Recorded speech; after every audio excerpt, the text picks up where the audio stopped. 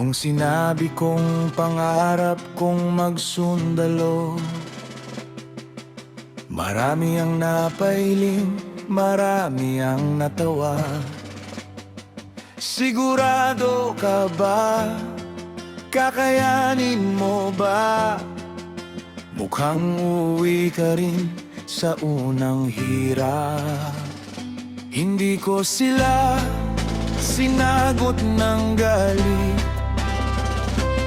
dahil alam kong may dahilan din.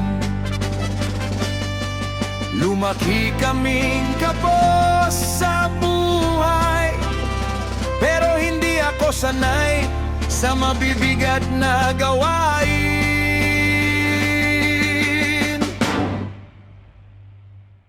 Maputi ang aking balat, akala nila'y mahina ang aking lakas. Hindi nila nakita ang apoy sa dibdib na handang lumaban hanggang sa huli. Huwag mong husgahan ang anyo ng tao. Hindi mo alam ang tibay ng puso. Hindi lahat ng mukhang mahina ay sumusuko sa gitna ng laban. Hindi ako umuwi sa training, hindi ako nagpatalo sa pagod. Araw-araw kong pinatunayan na ang tunay na lakas ay nasa loob.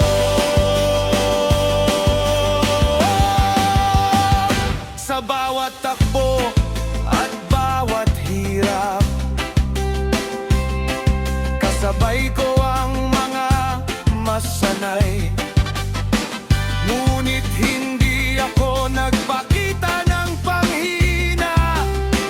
Bawat utos ay buong pusong sinunod. Hanggang isang araw, muli kong sinabi, hindi pa rito nagtatapos ang laban. Ilabong ko na naman ang sarili sa mabagsik na Hood Scout Ranger Cross. Mas mabigat ang bawat pagsubok, mas matarik ang bawat akyatan. Ngunit sa bawat patak ng pawis, unti-unting namubura ang kanilang pagdududa. Nang maisuot ko ang karangalang pinaghirapan, tahimik silang napangiti. Wala nang kailangang ipaliwanag, dahil ang tagumpay na mismo ang nagsalita. Huwag mong husgahan ang anyo ng tao.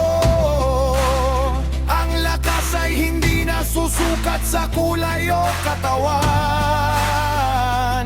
Ang tunay na mandirigma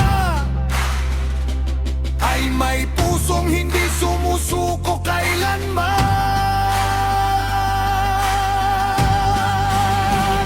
Kung may nagsasabing hindi mo kaya,